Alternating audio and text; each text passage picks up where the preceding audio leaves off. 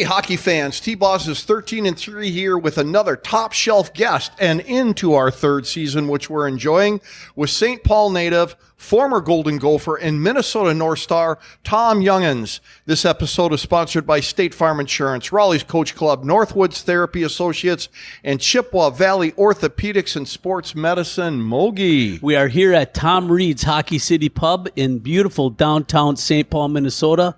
A gorgeous summer day, and we are so excited to have Tom Younghans here, St. Paul native. He's in his hometown, and he's going to talk about his hockey career and his life. And Tom, thank you for taking the time to come and visit us. Well, thanks for having me. When you called, I'm thinking, well, why me?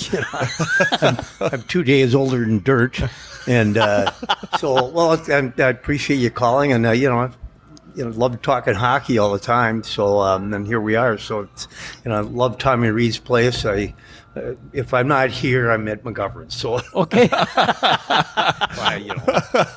Well, let's start off. Spread it around a little bit, JC. Yes, you do. Yeah. You're wearing some motorcycle gear. Obviously, you're a biker, which is fantastic. But tell us about that a little bit, and then about the gang you're in. Well, this it's a little kind of a hobby. But what happened is when I was coming out of a hockey rink not the other day, it was about 6 years ago, somebody was saying, "Youngie, where are you going?" And I said, "I'm just going to the Blacktop." And then they just said, "Oh, okay, we'll see you out there." Well, the Blacktop bar is, if you look down, it's a parking lot. Okay, it's Blacktop. It's really a metaphor, for just us going out and grilling, have the hot dogs, have the beer. Everybody opens up their trunks, and after we play. I mean, I have to probably give the softball people a lot of credit because they've been doing that forever. And what I think I did is I just named it. So the Blacktop Bar is it's a metaphor for another place that we just celebrate all the lies and fabrications of what we just did an hour ago on the rink. And I ask people, you've been there, and everybody says, "Well, I don't know if I've." Yeah, you've been there. Yeah, we've been there. All been there. You all been there. So what I started doing is T-shirts, hats, bags, you name it, koozies. I still do that, and I'm always looking for new ideas about how to put Blacktop Bar out there. And then because I started riding a bike, and I've been doing it since 2000.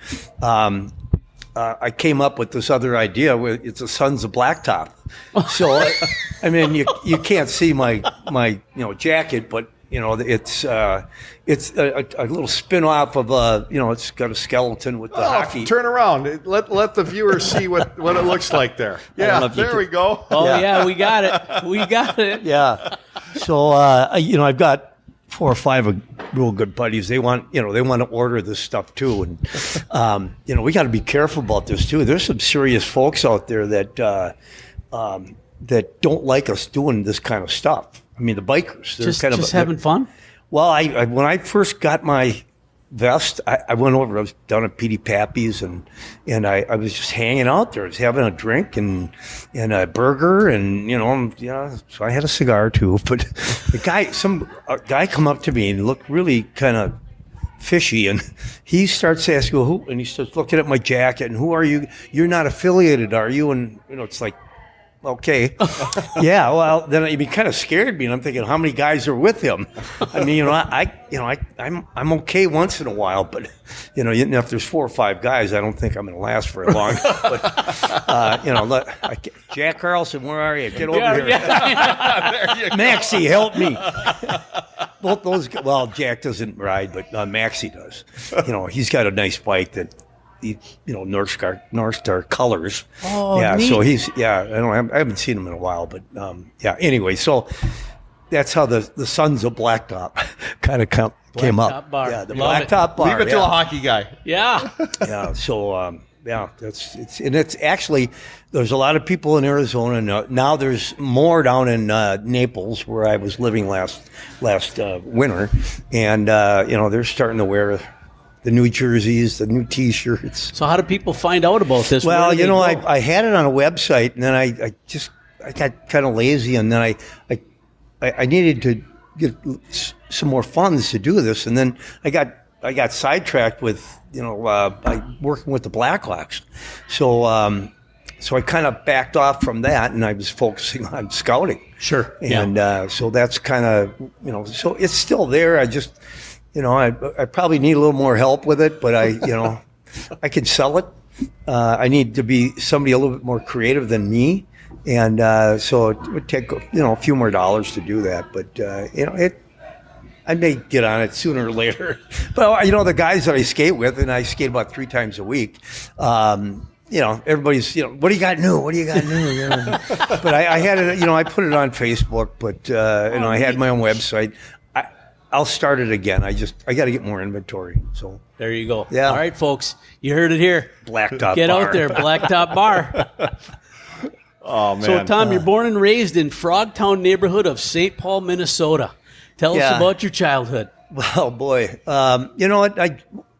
All my hockey was related to all the friends that I had. I mean, they did it. I did it. They played baseball. I tried to play baseball. They played hockey, and so I, just loved playing it. And I kind of think about what the kids do today. And I've done a lot of coaching over the years, and how they get to practice. They didn't walk to practice. A lot of our age players, we all 10 blocks to Grace Playground, and just had a blast, and I think that learning how to skate and pushing that shovel with the snow in front of it didn't hurt. And so then, one thing led to another. I went to St. Agnes, and it's a great school. And actually, I have to say that the guy that made so much of a difference in my hockey playing was this Don Joseph. He was my coach at St. Agnes, and then I was with him for 2 years, and he took off to St. Mary's. But he was like a surrogate father to me, because I lost my father when I was a freshman or sophomore. And so he kind of guided me in a lot of different ways. But so I ended up at St. Mary's.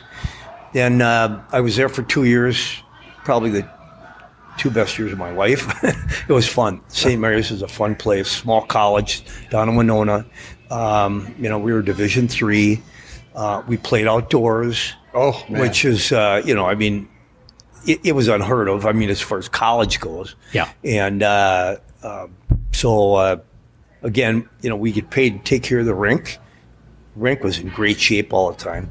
And one of the things I really loved about that experience down there, and a game would come, and there would be, it's outdoors. We had, 8 to 10 people deep all the way up around the rink. Wow. Of course, half of them were hammered, but I had to fight the cold somehow. Yeah. Well, I'll tell you, freeze. it was entertaining, and we just had a great time, and we had a great crowd. And I don't think in the years that I was there, it was only 2 years, but we never lost at home. We always butt up against Gustavus. They won the championship each year, but when I was in the league. And then from there, I went to River Falls for about a blink. Don Joseph. Oh, is that because of Don Joseph? Yeah, because he coached there for a long time. He went there and coached, but he knew that I was not happy there. That was not I wasn't going to be take care of cows or horses or whatever. I'm a city slicker. So, but he talked to Herbie, and I don't know, those two made, whatever, and he said, send them over. So I still remember, Herb took me a walk around the campus, not too long of a walk, because he didn't want to get too friendly with anybody. So, and then I had to sit out a whole year, which, if you think about today, they go through this portal. They could go at any time, and they don't have to sit out anything. Sure. Yeah. If nobody takes them, well, that's a whole other deal. But they're at risk of losing their scholarship. But if they are any good, they'll get on with the other team, and they'll get a scholarship. So that was the unfortunate thing when you're coming from Division III to go to 1. I always thought, hey, this is crazy. I can see where you're, if you're going 1 to 1, there might want to, restrict that. But that was, we're talking 40 years ago. So, things change. But so I walked on and spent a year with the JV and down in that dungeon, we called it, in Williams Arena. Yep. And it was a dungeon, that was for sure. Yeah, so. But good memories of it, though. Oh, yeah, it was, we played a lot of, college teams. And we didn't really have I don't think we had a league. We were just playing, just to play. I mean, they weren't to get us in shape in case somebody was going to move up. And then I remember that I was getting close because it was I came in the middle of the year, so it was like January 1 when I became eligible. And then I started hearing from the other players, yeah, I heard saying he's using your name. He's if you guys don't get going, who's coming up? Is Younghans coming up? Well, I didn't, I'm thinking, who the hell is Younghans? I had to look around. But anyway. That's me. But then what happened, and this is where Paul Holmgren, we played at the U together, and he wanted to kill me then too. Well, actually, that's what it was. So when the U of M played Wisconsin, Paul Holmgren got in a fight, and he was out for 4 games. Well, I'm eligible, so Herb inserted me into the lineup with Fippen and Vanelli. And I have to say that it was magic. I mean, for all of us. Certainly I was blessed that I could play with those 2 guys. I don't know if I could keep up, but we just, boom, we hit it off, and things were like, they just went. It was good. And then now every Wednesday we would have a scrimmage, and Paul, who I took his spot, he wanted to kill me. It was just like it probably helped me get ready for the NHL, but you know what? We'd be playing, all of a sudden, I mean, he was like a train. If I didn't keep my head up, I would have gotten killed. And so... Note to young listeners, keep your head up. And then Vanelli would always, when he gets pissed at me, he'd say, look, I'm going to tell Holmgren to run you over again. Kept you in line that way, didn't he?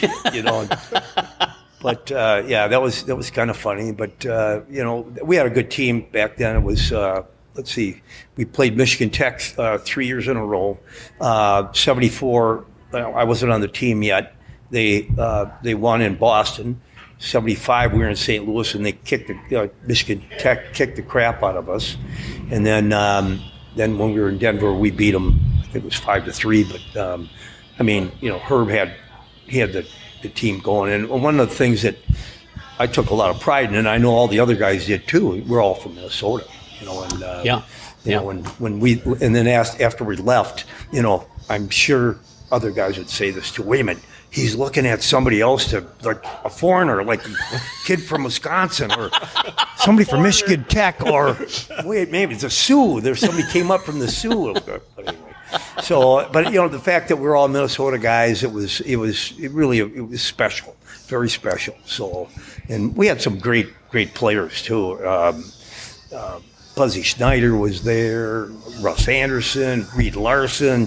There is just Lambert, Lynn, there's another Larson, Rob, it was just a lot of great Minnesota players. So when you got out of St. Agnes, did you not have an opportunity to go D1? Had you not been looked at? I was being looked at from Colorado College was looking at me. Okay. And I still remember when Donnie Joe called me the one night, and I explained to him that this was they're looking at me, and I'd like to go there, and he was really honest with me. He said, look, if they haven't bought you a ticket to come out, you're on the last of the list. Okay. I got a spot for you. I can't hold it much longer, but I want you to. I just want you to know that this is what the lay of the land looks like. And I was so lucky that I chose that route. It was what I needed. I didn't need to go out there. Would that have been fabulous? I'm sure it would have been. Who wouldn't want to be in Colorado? Right. Yeah. It worked out fabulous for me. So, but if it wasn't Donnie Joe, who knows where I would have ended up and what kind of trouble I'd have been in. Well, you mentioned the rivalry or the Herb Brooks versus John McGinnis at Michigan Tech. Yeah. We've talked to players, both former Minnesota players and Tech players, of some big brawls. I mean, you guys were just physical against each other during the regular season. Yeah. Any memories of playing up in the old D Stadium up in Michigan Tech that come to mind? Well, the games were always good games. Or I should say, maybe not D. By that time, might have been John McGinnis Arena. But go ahead. Yeah, but there was always. I mean, it was always fun to go play, whether it was state, University of Michigan, or Michigan Tech. And when we went up to Michigan Tech, I still remember we were going up there, and this one of our goalies, I don't even know if I should mention his name, but Go ahead. Okay, well, Jeff Tierney. He was kind of an 8-ball guy. I mean, he was crazy, and of course, he's got the mouth going, and we're going through the security stuff, and all of a sudden he starts saying, "Yeah, I got a bomb." Oh no! Oh, not good. Oh, well, I mean, his ride up there was on the bus. Just see where he was getting on the plane, but we just laugh about that all the time. But like I say, the games, I think it was all the other stuff that surrounded the games. That I mean, they were always serious. I don't even know. I think that rink is the same rink it has been, and maybe they've had some, refurbishing, but there's a lot of other rinks around here that demoed and built and rebuilt, but I think that's the same rink. And like I said, they had just good players up there all the time. And the battles we would have, Steve Jensen, who we used to he was a good friend, very good friend of mine, and of course he was one of their all-stars, and of course he ended up in the NHL too, and but on the Olympic team as well. But so we had some great times just against those guys. And Anybody growing up that you watched? Any favorite athlete or favorite college athlete that you watched? Well, there wasn't anybody that I watched. I mean, let's back up a little bit. Bob Dill, who was a scout for the he was a scout for the North Stars at the time, but his son and I were good friends, and he was an okay hockey player, but we would always go down his basement, and Sunday there was a game, Blackhawks, whatever. I don't even know if the North Stars played much, but it was Blackhawks, because he was part of the Blackhawk organization back then, and was a scout for them. And, we'd be down in the basement and we'd be watching the game. Bobby Hall, Stan Mikita, those kind of guys, you can't miss. Yeah, right. I want to be one of those, I mean, I don't think there's so many people saying, "I want to be a Tom Younghans," but there might have been a few. It cost me a few bucks to have him do make that. Him say that. But I still remember that, just growing up, and that was the team that was on our lips. And it really wasn't the North Stars, but it was them, because they had the TV contract that they could get out there. But we would play hockey in between periods, and I think that I kept my stick down pretty well. And Shorty Dill, he'd come down the basement and he would just go crazy, because the ceilings were the kind of the soft ceilings that had sticks that are jammed up. There's like a billion holes up there, and I would just say, it wasn't me, it was him. It was Pat was doing it, and of course, by the end of the game was done, because there was a TV downstairs, went upstairs, and then I'd hear Shorty say, "Okay, Pat, get Younghans out of here. Get him out of here now." So, it's like I did all the trouble. I didn't cause any trouble. Oh, no. Well, not down the basement. So, those are the guys that, we just, again, hanging with the guys that we did things with all the time, and that kind of stuff. I have fond memories of that. And then, of course, I was lucky enough that, once I got to the next level, the college level, Shorty was in there pitching for me, and Mariucci was. I know Herb was as well, and I, Salmore was the coach then, or actually he wasn't the coach yet.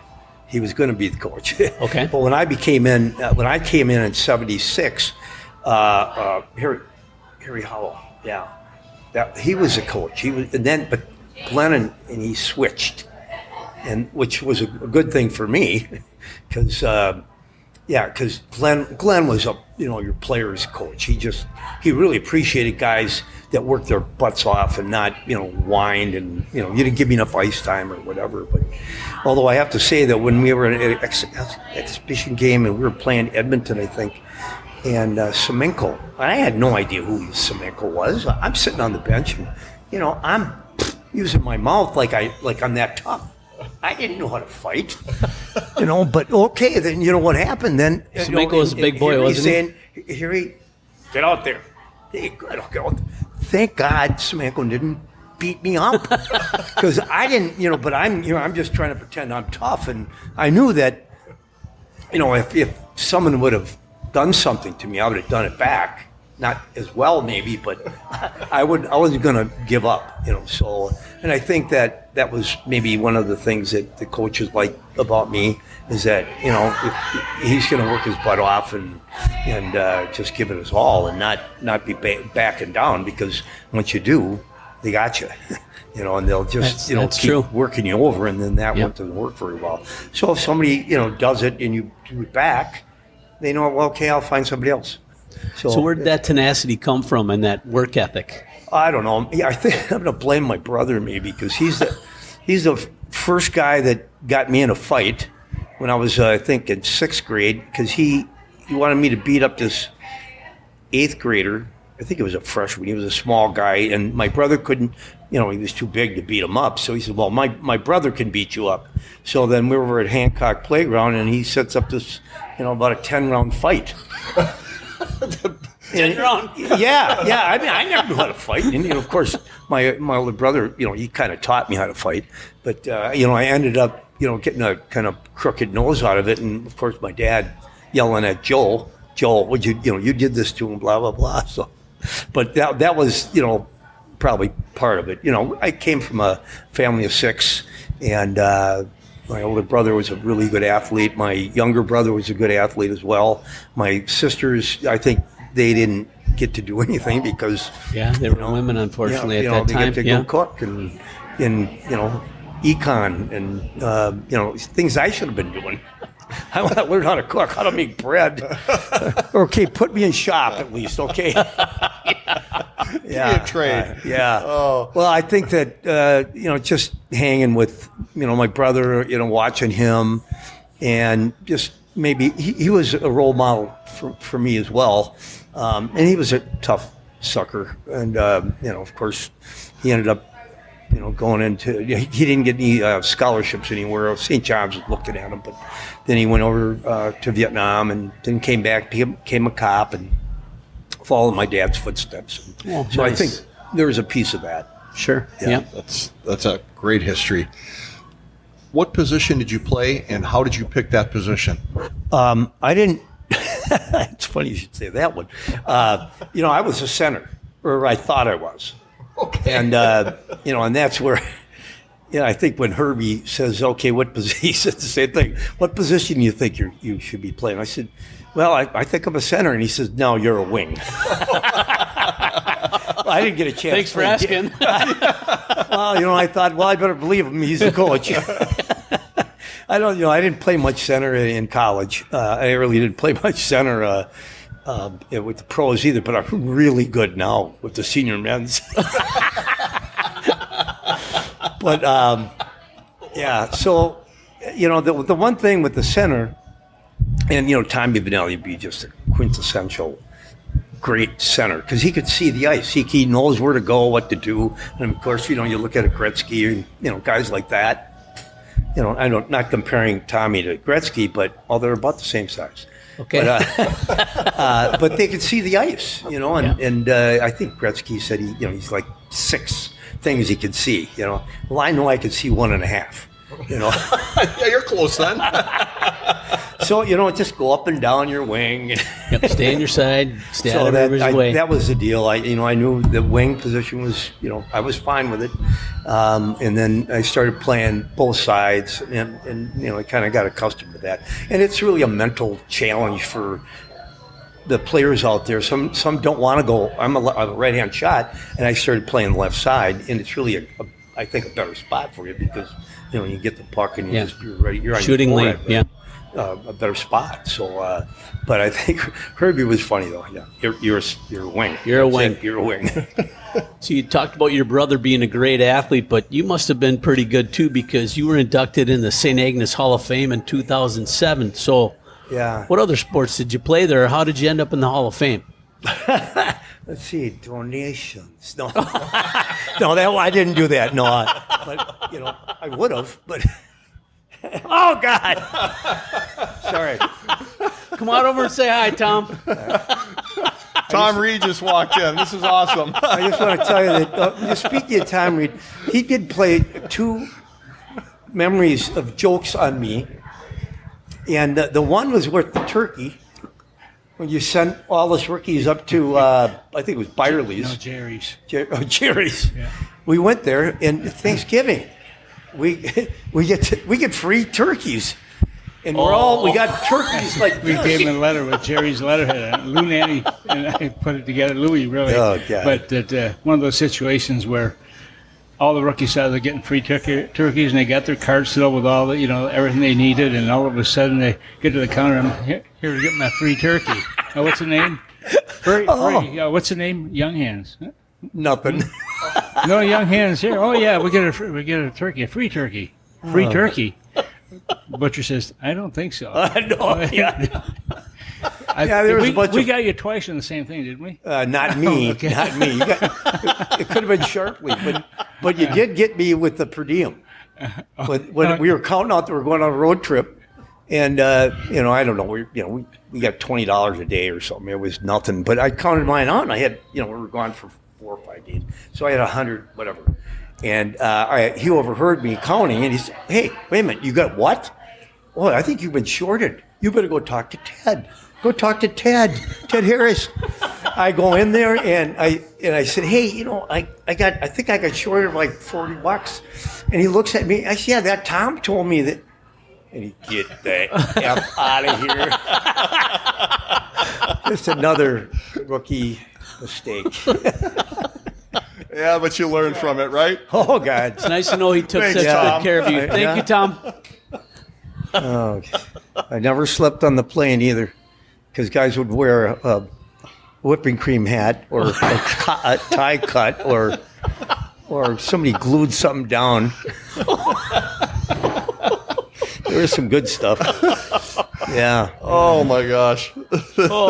Okay, where do we pick up here? I got a question for him. Yeah. So when you were at the university, there were a lot of St. Paul hockey greats there, and I'm probably going to miss some. But Paul Holmgren, Les Auger, Mark Lambert, Tom Vanelli, Ken Yackel Jr., Yep. and then Minneapolis, Reed Larson. Oh, yeah. So Reed was the. That's a huge number of top-notch guys from a small geographical area. Yeah. Well, it just goes to show how good of a recruiter Herb was, and he could see talent, and he found so many of those guys, and then I think what's really important in any team, and some people don't want to do this way, but you got to have a mix. You got to have a blend. If you don't, you got to have your all-stars. You got to have your worker bees, and then you got to have some mid-level guys that are really good. So if you can put that all together, and then have a goalie that could Stop the puck.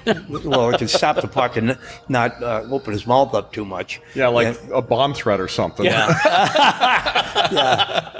Yeah. So I just think Herb was pretty good at that, putting together a good chemistry for the team, and then we got along well. I mean, for guys that I think it was a little bit more difficult for me because I didn't know any of those guys. They all got scholarships, and and I walked on, and I eventually got a scholarship, but they were already together. They're good buddies, and I I made friends with them. It didn't take long, and except for Paul. But Well, you did take his spot. Yeah, I mean, I did, it was yeah, legit, yeah, right? yeah, there was one time we played Philly, and Ken Linsman, everybody the hated Rat, him, yep. the Rat. And I don't think he appreciates that name today as much as he might have back then. But we were in Philly, and I remember he was coming around the net, and I somehow got lucky enough to give him a good check. He's down, I'm down, and then it's like, oh, don't touch him. And then Paul Homerood comes in to me, and he's like spitting all over me. Youngie, what the F you think you're doing? I'm not thinking, if I would have stood up, he would have beat me up. I know it. There wouldn't even have been a thought. He would have done it. Thank God I was down on my knees holding Linsman down. And he wasn't going anywhere anyway. So, Paul's a big boy. oh, God, yeah. Yeah. He was probably still mad at you from taking a spot at the university, right? It's like, here's my chance. If he brings it up, I'm sure he won't have too many good things to say about me. You talk about the jokes and the little quirks that you had, but you had to bring something to the table for the university and the North Stars to like. What was your go-to? Were you a good skater? Were you a powerhouse in the corner? What did you do? I think I became a utility player, and I took pride in it. I knew I was gonna. I loved that when I looked at my contract. It said, "Okay, if you score 50 goals, you get what? You get to go to heaven." Yeah, I always tell when I do the coaching, I tell the kids, and like they're all peewees or whatever. I scored 50 goals in the NHL. And you did? Yeah. 49 were in practice.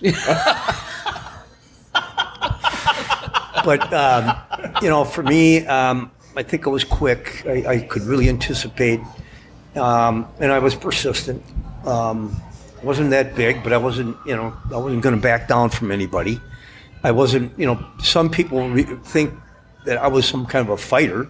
I couldn't fight my way out of a wet paper sack, but I wasn't gonna, I probably turtled more than anybody in the world. I mean, I think if you Google me, it's a survival skill, though. Yeah. Well, it said I had 34 professional fights, and I'm thinking, God, did I win sick? I don't remember him. Stan Jonathan, I don't remember. Well, maybe that dementia is taking over. No, I don't remember. But I know that if I fought those guys, it wasn't a fight. It was, wrestling match down, how there's only been one guy that kind of made me look kind of real silly. And I thought I was going to be tough and stand up for Timmy Young. And Timmy and I, we weren't the best of friends off the ice because he's kind of cranky anyway. Tim, remember what I just said. Okay, you can be better. But Gilles Lupien, who was the biggest guy on the Montreal Canadiens, and we were at home, and he did something to Timmy, and like an idiot, I stepped in there, and he had me like a rag doll. So it was, what? And I'm just hoping someone was going to save me. Thank God it didn't really hurt me, but that was just not my forte. I was not a fighter, but I was there. I was willing to, show up and. Yeah, like a good teammate should. Yeah, that's what teammates do, and when you do that, and I'll have to say that teams like Boston in particular, or Philly, when things happened, it was like boom, they had 5 or 6 guys there on the Johnny on the spot. So they didn't let anybody hanging out there. So it was always one for all for one. And I don't think that in my earlier days with the North Stars that was not quite the case. I think that we had some tough guys. Maxwell, Brian Maxwell, Brad Maxwell, Jack Carlson. I mean, we had some tough guys. Al McAdam, who was 175 pounds, maybe soaking wet. He was a guy he could fight, but he never had to fight. But I've seen him fight. Cashman, he took on Cashman, and he just took him apart. And Cashman was like 6'2" and 2 something. This is Wayne Cashman from the Bruins. Yeah. Wow. Yeah. I mean, but what we didn't have was that camaraderie with, and what, we didn't like each other. We had about 3 or 4 different factions of that groups, can kill your kind of. team. Yeah, that's too bad. Yeah. And Paul Schmier, in my estimation, Paul Schmier was our captain the year we went to the Cup. Actually, the year before that as well. But I think that he had a lot to do with getting our team, at least on the ice, to be kind of together. Off the ice, it was difficult because we had guys that didn't like each other for whatever reason. And, Paul, somehow, I thought he got us to play as a team. And I look at him as being one of the main reasons why we went as far as we did. Now, I still remember in 81, 82 when we played the Islanders, they just kicked the crap off us. But, they had a great team. We had a real good team too, but we lacked a lot of, maybe a little extra stuff, the stuff that's the intangibles. So I want to get back to that, but we've got to shout out a couple of sponsors here. So first off is Raleigh's Coach Club in Altoona, Wisconsin, located across the street from the Altoona Ice Center on Spooner Avenue. They've been a staple in the Altoona community for decades, providing support and sponsorship for youth and adult sports. Raleigh's has your favorite beverage ready and your favorite team on the screen. And also, Northwoods Physical Therapy. They take pride in being your choice for physical therapy in the Chippewa Valley since 1981. Northwoods Physical Therapy is a clinic where you can receive the care you deserve and are treated like family. Tom, you've been sharing some fantastic stories, and I know Paul Holmgren is in the back of your head. Somebody Living rent. What I should have been doing is calling Paul. Hey, Paul, I need a job. I want to be a scout for you guys. There's still time. He's still with the Flyers, isn't he? I don't know what he's doing over there. But aside from that, when you were on the ice as a true physical competitor, who did you face that you thought, holy crap, this guy's got it all? Trottier. Oh, Brian. He was always my, I don't know, not hero, but somebody you want to watch. And he had everything as far as I was concerned. He was a leader. He certainly got along with his team very, very well. And what a player. He was with Bossy and the big guy. I can't remember now. But Clark Gillies. Clark Gillies, sorry. Yep. Yeah, and they did great things out there. But Trottier, and I have to say, I was 170 pounds. I'm not going to fool anybody. I wasn't 210. Maybe I tried to play like I was 210, but it didn't work out too good. I still remember when we were the Islanders and Trottier was coming out of the blue line, and I lined him up. I hit him, and I think I went back about 20 feet. I don't think he fell down. I know I did. But he was the kind of guy that he was just solid all the way around. He did everything that a great hockey player can do. So, but he would be one of the guys that was like somebody to look up to, and there's guys like Lafleur or Bossy that can shoot the puck with just blazing speed, quickness, but that wasn't my, I was a penalty killer, and if I started or I'd be on the fourth line, I just got to play all over, and I loved it. So what was it like playing against the Islanders? They had so many Hall of Famers. I know the North Stars lost 4 games to 1, but still stepping out on the ice with those guys must have been an honor, thrill. Well, it was, I don't think our team really realized where we were and what stage of the game. I knew I didn't. It was a Stanley Cup. We went to the final with a team that I was obviously genuinely a champion. And it's just like, it was kind of like another game, but certainly elevated. There's 18,000 people in the stands and maybe a little bit more, but doing the national anthem and your heart's beating crazy. And then, the game starts. And of course, the old theory was just go hit somebody, you'll feel better, and you do, you know, even if they hit you, but at least you know you kind of come down a little bit. Yeah, You're in the game. yeah. Yep. But you know, I don't think we really knew that we were in the spot we were. Would that change some things? I think it would have. You know, some guys would have played a little bit more intense. I mean, a guy like Payne, he was. No, I'm not talking about him playing intense. He played intense. I mean, he was a ball out there, but he could score, and that's what he did. And that's what, you know, Bobby Smith, same thing. El McAdam. I mean, that whole line was, you know, then you got McCarthy, and then Broughton, and Palmer. And, I mean, we had guys that, you know, had a lot of what you needed.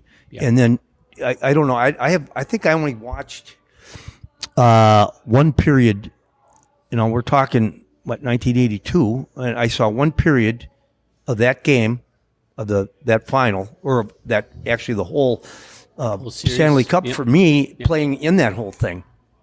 So it might be interesting for me to watch a whole game. But when I saw that one period, I would click. I didn't want to watch it anymore. I mean, it was sad because I didn't look like we were playing, you know, boys against men. Yeah. So, but you mentioned that the team really wasn't a core.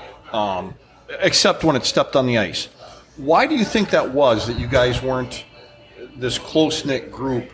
I think there was a lot of jealousy about some of the players, about who's getting what, who's got a better contract, you know, and I, you know, that would be probably more the upper echelon players, and I'm not going to name names, but, you know, I just think that there were some jealousies there that, you know, cause them to not, you know, root for the other guy.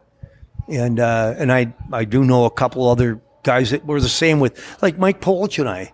I mean, I thought we did a pretty damn good job killing penalties. And, you know, my bonuses came off of, you know, where we fit in the league. It was 18 teams, and we were generally, I think we're in the top 6 penalty killers. So, I mean, not just, but I mean, we shared most of that duty. Was, you know, Mike and I, and we just fit together. We just did it together. Now, was there other guy, Al McAdam, Eric Anderson, you know, guys like that? They're great players in that. They could do it too. But for whatever the reason was, you know, Mike he and I worked well together. Just a good chemistry. It sounds like a similar chemistry to your line that you took over Holmgren's spot at the university. Yeah. I mean, with Vanelli and... well, it was, you know, and of course I played with Mike Polish at the U. Yeah. And, you know, of course he went to Montreal Canadiens. Yeah. And, you know, I tell you what, I never really appreciated him as enough until I started watching him on film. And Mike's a good player. Mike could score. I mean, you know, college-wise, he was right up there. Right? And one of the things I think back then, when you're small, you don't get the second look too often. And I think that might have been maybe his deal when he was up in Montreal. He didn't play a whole lot up there, and then until he came here, then he was up all the time. So, if you could pick 2 line mates, anybody you want to be with you, who would you pick? Well, I'd keep Jack around. Carlson. I don't know. I like skating with Kent Eric Anderson. I love and Al McAdam. I mean, well, and Mike Eaves. Mike Eaves was he was just a small guy, but he had a lot of talent. Very smart player, very smart coach, and he was fun to play with. And we were good buddies off the ice too, so that helped. It helped a lot. I mean, we cared for each other. So those guys, you know, meant a lot. Now, you know, guys like McCarthy, fun guy. I mean, he didn't have an off button, so he you know, I don't care if it was a game, the party. You know, it just kept going, and he was just a lot of fun. But he had a lot of talent, and he didn't hold it back. When he was out there, he played hard. So. I'm going to kind of step over to the other team. When I was with the Rangers, Ron Duguay was another one of those guys. You know, of course, Herbie was coaching then with New York, and Ron was, he was your playboy. He's the guy that was down in Manhattan there with all the Cheryl Teagues and all the other all the models. I mean, he's at Club 52 or 4. I don't know what it was. I couldn't go there. I couldn't go there. My wife was in town. There you go. Not that nothing would have happened, but I never went out when I was at home, and but Ron, he would, we'd have to be at practice. I think it was like at least 45 minutes before practice, and if not, you were going to be fined. Mm-hmm. And what happened was, Doogie's coming all the way out to Rytown, which is probably it's half an hour for sure. If there was traffic, it would be a lot longer. But he's coming from Manhattan out, and he rolled off about 600 bills to the trainer and said, "I'm going to be late." Oh wow! Yeah. I mean, this, again, this is way back then, but the thing is, when he played, I don't care if it was practice or the game. I mean, he elevated his game when the game was on. Yeah. He worked very hard at practice too. So, you don't have your best. You're working hard, definitely, but he just didn't pull any punches. Now, I know some guys that I skated with, they came to practice. And they showed up. You didn't know if they were there. Not good. Yeah. So, let's give a shout out real quick to a couple of our sponsors. Ryan Flagg, State Farm Insurance for all your family's insurance needs. Clare, Wisconsin. Ryan is a huge hockey backer. He supports college and youth. He volunteers. He helps repair rinks. I'll tell you what, this guy's a top-notch hockey guy and knows his business when it comes to insurance. And Chippewa Valley Orthopedics and Sports Medicine has been committed to the healthcare needs of patients in western Wisconsin since 1954. The orthopedic surgeons and trainers serve many area schools. Their success and reputation as an outstanding orthopedic clinic can be attributed to the teamwork of friendly, knowledgeable physicians and staff. So, Tom, when I was doing some research on you, I noticed something that I found unusual, and I'm hoping you can help me with this. So you wore number 9 in college. Right. You wore 29 with the North Stars. Yep. And when you were at the Rangers, you wore numbers 19 and 39. Right. Was there something going on with the number 9, or? Well,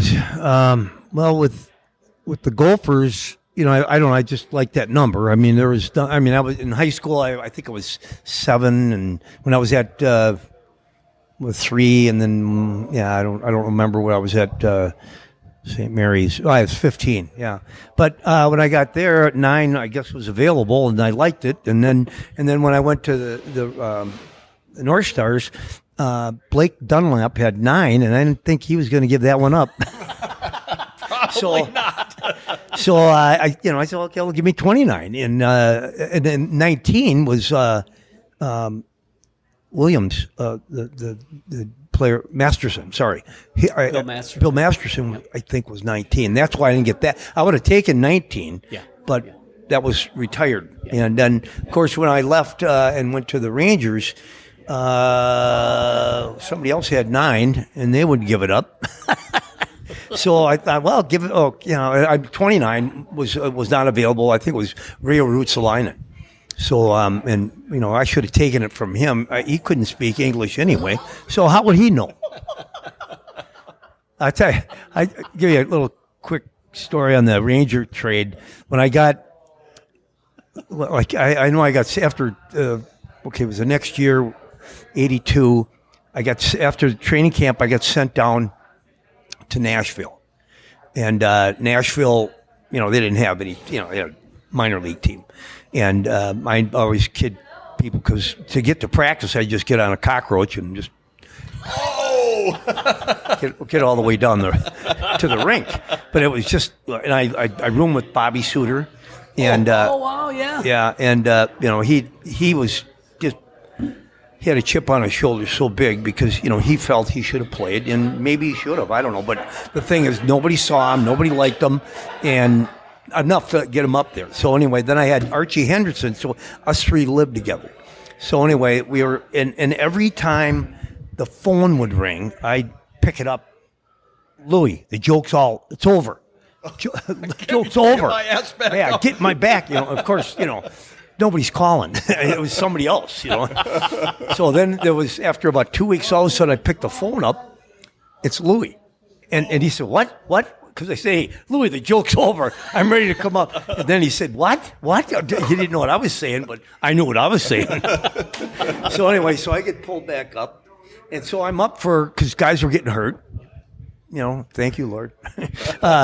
So I 2 weeks go by, and then all of a sudden I get a call into in Louis' office. Louis doesn't call me in anybody's office. Well, I go in the office, and he says, okay, look at Washington or Rangers are looking for a penalty killer. Where do you want to go? And I thought, oh, wow, I'm going to the Rangers. Herbie's there. We're best buds. So I go home, and it's like I got a piano off my back. I mean, Yeah, you get to play. So I get some of the reporters calling me. Oh, this will be a great deal. You and Herbie will be great. Da da da. So then I get a call from Herb. I said, hey, Herb, hey, it's great. He goes, yeah, good to have you with the organization. Blah blah. Okay, I want you to meet me down. I want you to meet the team down in Fredericton. Pause. Herb, there's no effing team in the NHL that plays in Fredericton. He sent me down. Oh no! And I got in like about not a half an hour, about 20-minute, kind of a few FUs back and forth. And he said, Youngie, this is Craig Patrick says this is the only way. This is how we're going to bring you in. We're going to bring you in this way. So then I, of course, went to Fredericton. Felt like a little kid with my thumb in my mouth, and what am I going to do? So I was there, and then there was a few, playing in the minor leagues. Anybody that came out of the NHL and was down there for any length of time, everybody thinks, well, let's go beat him up because then I'm tougher than him and I should be up there. Well, then I get in a few fights down there and I'm thinking, hey, I got to get out of here.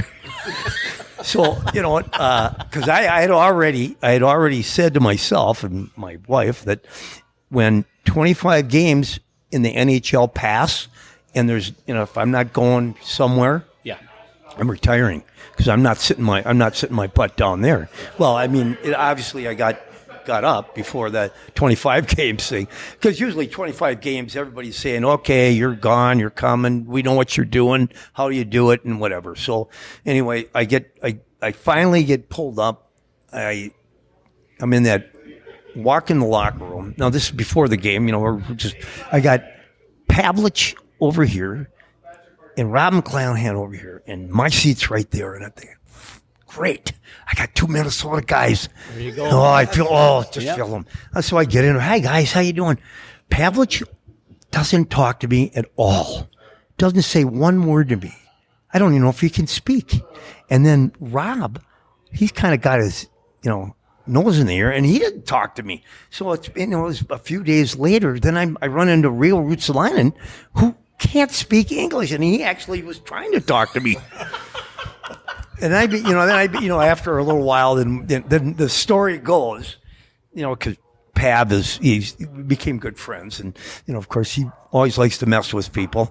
And the story in his book goes that we had a game, and he put cellophane on my bottom of my skates, and so I'm gonna go with it. Okay, I went out during warm-ups and right in the air. But the truth of the matter is that was at practice. But he put the cellophane on there, and it's like, oh God. But I thought I was in a good spot, and I eventually was. But I became better friends with Pavlich and Rio because again, both of them didn't talk, so I could. I get to say things, and one thing about both of them, they just loved the hunt, they loved the fish, and it was just kind of fun to be with Pav because, he's just got a side sense of humor that was odd and whatnot. But it's too bad he ended up with some CTE, and that's history now. But it was a fun goal with New York, and Herb was, it was just fun. He left me alone because he knew I was going to work my butt off. Yeah. Herb was the kind of guy that he would always get on like a Mikey Rogers who scored 100 points a year, or Duguay or Beck or some of the real Greshner when he really didn't need to do any of that. They were still going to produce. Maybe he got one more goal or three more goals, but Herb just wanted to be the shrink that he He really was, and he did a great job, obviously. But it was fun. It was just he was a fun guy. So you played in the AHL in Fort Worth, Texas, and Nashville. Yeah. So Yeah. back in those days, we didn't have NHL teams down in the South. No. So what do you think about that now? All those teams in Florida, Arizona, California? Well, it became, I think, in anybody that's been down there in the old days, it was kind of a, okay, how many fights can you get? Because that's all they knew. They only understood that. And maybe some didn't, but I think the vast majority would just want to see a fight. Yeah. And they were entertaining. Shit. Who doesn't want to have a fight? I just don't want to get in the fight and get beat up. So, As long as you're winning, it's okay. hey, if you're winning, you're fine. But obviously it's a different world now. Nashville obviously is a major league city, and it's helped so much around with the youth. Same with Arizona, same with California and Florida as well. Yeah. And I lived down in Cape Coral, Fort Myers area all last winter, and we left on over to watch the guys over there, the Florida Panthers. Yeah. And it's just odd, they were here you got Las Vegas and it's like, where's Montreal? Where's Toronto? Right, exactly. or Blackhawks or somebody, original six. Right. So anyway, it was fun though. It was, and the people on there, I think they know hockey well. I mean, do they want to see a fight once in a while? I think they do, but I think it's a whole nother game now. Kids don't fight anymore. I mean, you'll see some of them, but even when I was scouting, this is one thing that kind of blew me away is that, if somebody came and whacked you, I know in my era, it would have been a fight. I would have found you in the parking lot. I would have beat the crap out of you. But they don't do that now. I mean, they just don't. They're skating and they're working on their skills, but the violence part has been kind of tempered. So, for the good of the game, I don't know. Yeah, I'd like to see a fight once in a while. Not every player in the NHL gets to make the Stanley Cup final. You made the final, 4-1 against New York.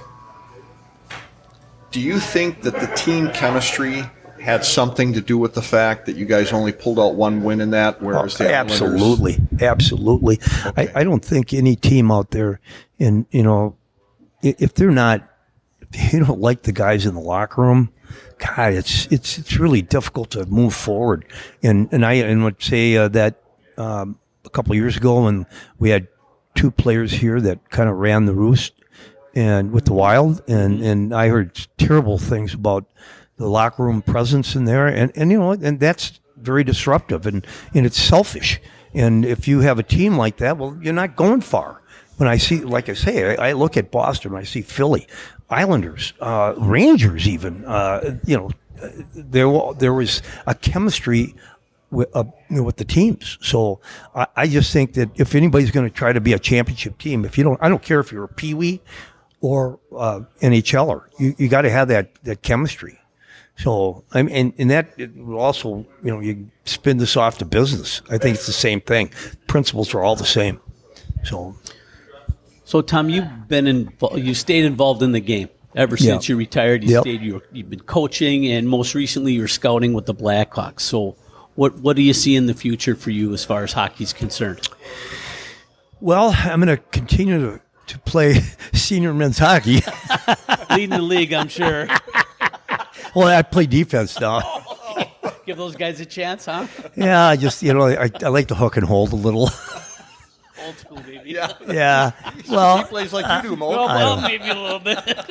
I mean, I'm going to throw out some more resumes to a few of the NHL teams, and if, somebody's, interested, we'll see. But it's, we talked a little earlier about, it's who you know, and that has a lot to do with things, and you never know. I'd love to be. I was trying pretty hard with the Wild. They just didn't have a spot, or they didn't want to make a spot, or I don't know exactly. But I just know that my name, I pounded it out there pretty good, and who knows?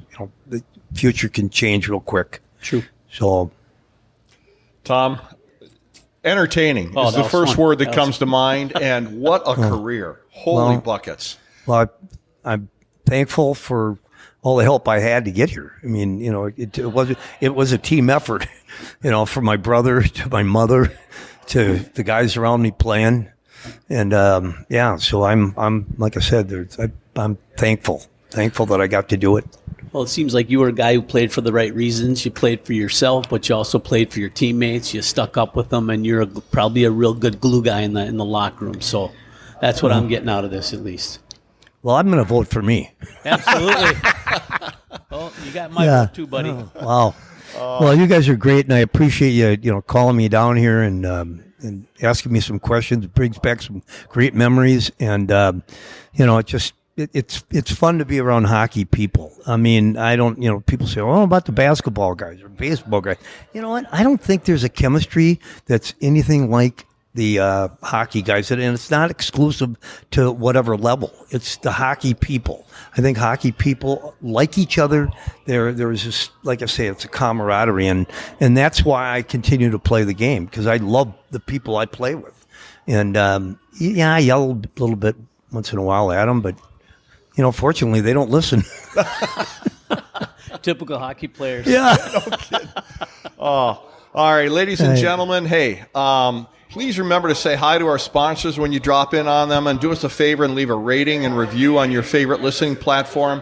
Helps Mogi and I stay in the game. And a big thanks again to our guest, Tom Younghans, as well as to you folks, our audience. Please remember our sponsors, State Farm Insurance, Raleigh's Coach Club, Northwoods Therapy Associates, and Chippewa Valley Orthopedics and Sports Medicine. Follow us on your favorite social media platforms as well as YouTube. And remember, folks, until next time, keep your head on a swivel and stay on your inside edges. All right.